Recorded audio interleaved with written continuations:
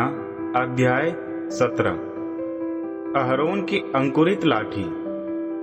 फिर यहोवा ने मूसा को आज्ञा दी, इज़राइल के घराने को आज्ञा दो कि हर एक पूर्वजों के घराने से वे एक एक लाठी लेकर आए।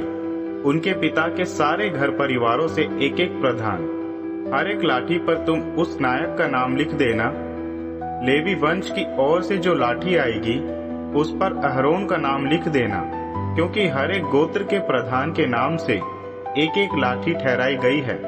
फिर तुम ये लाठियां मिलन वाले तंबू के साक्षी पत्र के संदूक के सामने खड़ी कर देना, जहां मैं तुमसे भेंट करूंगा।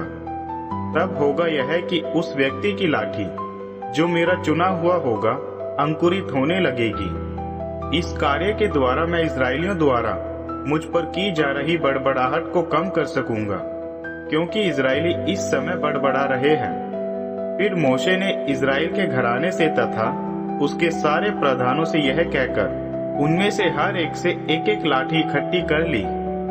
ये हर एक प्रधान की उसके गोत्र के अनुसार इकट्ठी की गई 12 लाठियां थी। अहरोन की लाठी भी इनमें से एक थी। मूसा ने ये लाठियां साक्षी के तंबू में यहोवा के सामने खड़ी कर दी। अगले दिन मूसा साक्षी के तंबू में गए। वहां उन्होंने ध्यान दिया कि लेवी के गोत्र में से अहरोन की लाठी अंकुरित हो चुकी थी तथा उसमें कलियां आ गई तथा फूल खिल रहे थे और उसमें पके बादाम भी आ गए थे। मूसा यहोवा की उपस्थिति में से वे सारी लाठियां उठाकर इस्राएल के घराने के सामने ले आए। उन सभी ने यह देखा और हर एक ने अपनी अपनी लाठी उठाकर रख ली।